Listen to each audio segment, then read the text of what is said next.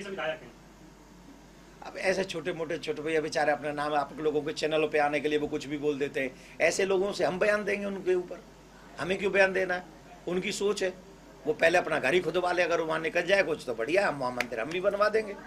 फालतू ऐसे लोगों के ऊपर हम क्या बयान?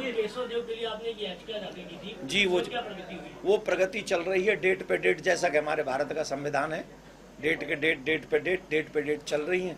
और जैसे ही कोई बड़ी प्रगति होगी या तो बड़ा आंदोलन करें, और अभी हम चाहते नहीं कि भारत की जनता को इसमें, क्योंकि अभी भारत हमारे अलग प्रगति के रास्ते पे, लेकिन हाँ उस लड़ाई को जारी है और डेट पे डेट मिल रही है।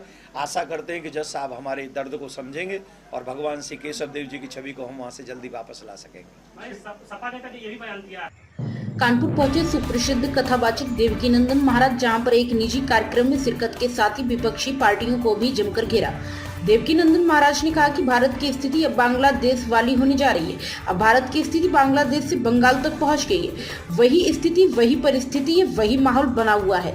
हम सबको यह बात सोचनी होगी कि कब तक हम लोग भागते रहेंगे और कब तक अपने धर्म को दांव पर लगाएंगे, कब तक हमको मारा जाएगा। भागना किसी समस्या का अंत नहीं, हमें भी जवाब देना होगा। मैं ममता, अखिलेश, उद्धव ठाकरे, राहुल गांधी और सोनिया गांधी से निवेदन करना चाहता हूँ कि हिंदू नहीं बचेगा तो देश नहीं बचेगा। ऐसे में क्या आप नेता बन पाएंगे? हम सबको मिलकर देश और हिंदू को सुरक्षित करना होगा। आप सभी नेताओं को अपनी पार्टी और विचारों से ऊपर उठकर सोचना होगा। बंगाल में अत्याचार हो रहा है, सबसे ज्यादा दलित महिलाओं पर हो रहा है। वही समाजवादी पार्टी के अध्यक्ष महासचिव इंद्रजीत सरोज के बयान पर उन्होंने कहा कि ऐसे झूठवैयों नेताओं के बारे में बयान नहीं दूंगा। उनकी सोच है पहले अपना घर खुदवा ले, फिर वह कहीं कुछ निकल जाएगा तो हम वहां भी मंदिर बनवा देंगे।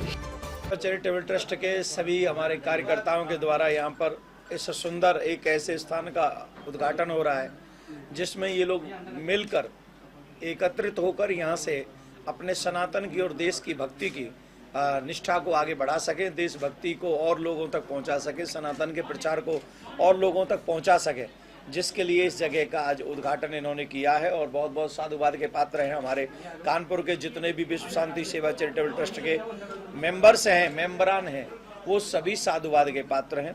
तो उन सभी को हम भगवान भक्तों को, प्रिया कांजू के भक्तों को यही कहेंगे कि आप ऐसे ही आगे बढ़ते रहें, धर्म के कार्य को आगे बढ़ाते रहें, देशभक्ति को आगे बढ़ाते रहें। धर्मशास्त्र और शास्त्र में क्या अंतर है जी? धर्मशास्त्र और शास्त्र में क्या अंतर है? देखिए, धर्म शास्त्र और शास्त्र, आप एक बताइए, शास्त्र तो शास्त्र होते हैं, चाहे उसे आप अर्थ से जोड़ देंगे तो अर्थशास्त्र हो जाएगा, धर्म से जोड़ देंगे तो धर्मशास्त्र हो जाएगा। पर शास्त्रों का मतलब एक उद्देश्य होता है ज्ञान देना, और धर्मशास्त्र का मतलब है आपको वो जीवन जीने की। आजकल जो शास्त्र हमें पढ़ाए जा रहे हैं वो हमें सिखाते हैं हाउ टू अर्न मनी, सिर्फ पैसा कैसे कमाया जाए। तो पैसा तो गधा भी कमा लेता है, लेकिन जो आध्यात्मिक एजुकेशन है, जो हमारे शास्त्र हैं, वो सिखाते हैं हाउ टू लिव लाइफ, जीवन कैसे जीना चाहिए, जीवन जीने की कला क्या है, जीवन किस मोड़ पे क्या स्टेप आप ले सकते हैं। ये हमें शास्त्रीय जो हमारे वेद हैं, हमारे पुराण है, हमारी गीता है, हमारी रामायण है, हमारी भागवत है, शिव पुराण है, ये सब हमको सिखाते हैं। तो इसके लिए आज हमारे जो समाज में विकृति आई है उसके पीछे एक रीजन यही है कि हमने उन शास्त्रों को पढ़ा है जो सिर्फ पैसा कमाने की बातें करते हैं, लेकिन उनको कभी जीवन में उतारने की कोशिश नहीं की। जो हमारे जीवन को कैसे जीना चाहिए, हमारा दायित्व क्या है, बेटे का दायित्व क्या है, पिता का दायित्व क्या है, पत्नी का दायित्व क्या है, बच्चे का दायित्व क्या है, भाई का दायित्व क्या है, बहन का दायित्व क्या है, पिताजी का, दादाजी का, इनका दायित्व क्या है। दायित्व पढ़ाया नहीं जा रहा है। इन सबको एक ही चीज़ सिखाई जा रही है कि पैसा, और पैसे के चक्कर में आज कोई भी पत्नी अपने पति को मार डाल रही है और पति अपने पत्नी को मार डाल रहा है। एक पत्नी के चक्कर में दूसरी पत्नी, दूसरे के चक्कर में तीसरा पति, चौथे के। ये जो व्यवधान है, ये जो व्यवस्था है, ये सिर्फ इसके लिए है कि हम लोग रामायण को नहीं पढ़े हैं, राम जी को नहीं पढ़े हैं। और इसीलिए देख लीजिए, हम हिंदुओं को पढ़ाया ही नहीं गया। आज देख लीजिए क्या हो रहा है बंगाल में।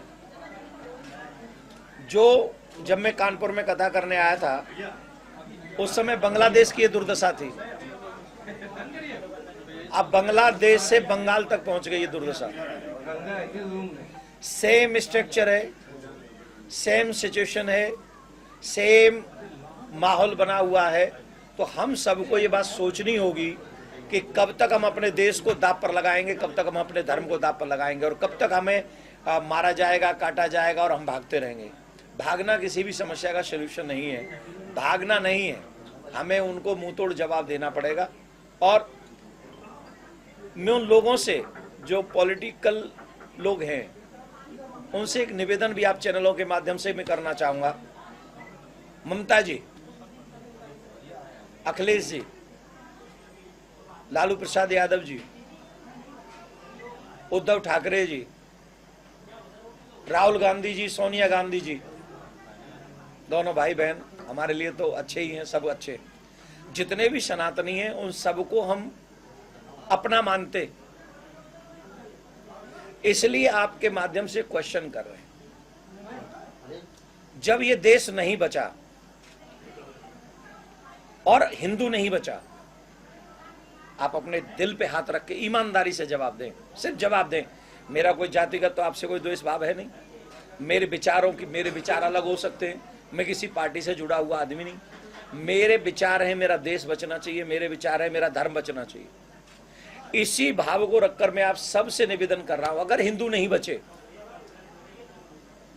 और अगर ये देश नहीं बचा, भारत नहीं रहा, आप नेता बन पाओगे? आप सांसद रह पाओगे? आप कहीं के मुख्यमंत्री बन पाओगे? प्रधानमंत्री बन पाओगे? ये देश सुरक्षित रहा और हिंदू सुरक्षित रहा तो आपको चांस मिलेगा। और अगर आपने इस देश की सुरक्षा नहीं की, हमारे हिंदुओं की रक्षा नहीं की, तो आई प्रॉमिस यू, जिनको जो बनना था वो बन चुके। कन्वर्ट अगर देश पे विपत्ति आ गई तो आप कुछ नहीं बन पाओगे।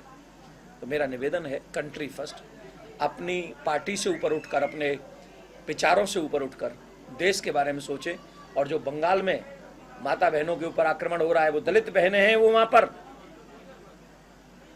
हमको पर्सनली आप लोग जातिगत में बांट देते हैं, और वहां जातियों में ही वहां दलित वर्ण के जितने भी बहन बेटियां उनके साथ में ये घटनाएं घट रही हैं।